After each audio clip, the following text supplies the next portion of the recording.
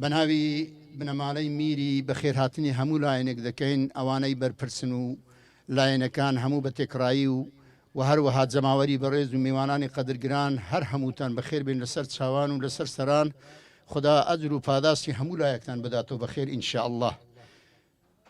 برایانی مسلمان، ڕەجا ئەوەیە عیبرەت لە مردن وەرگرین، تۆبە بکەین و بگەڕێنەوە.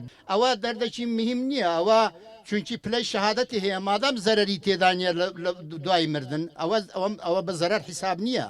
ئێمە ئیحدە الحوسنەیەنمان لەدەستدایە، یان لە نەخۆشیەکەی بەسەر دەکەوین، ئەگەر مردشین دەرەجەی شەهادەتمان بەدەست دەکەوی. بەڵام ساغەکان ئەگەر لەگەل یەکتر باش نەبن ئەوە کارە ساتێکی گەورەیە. باسیدی نەنالێنین بە دەردی بێعەدالەتی، بە دەردی نەداری، بە دەردی ئاگا لە یەکتر نەبوون، دەبێ ئاگامان لە یەکتر بێت.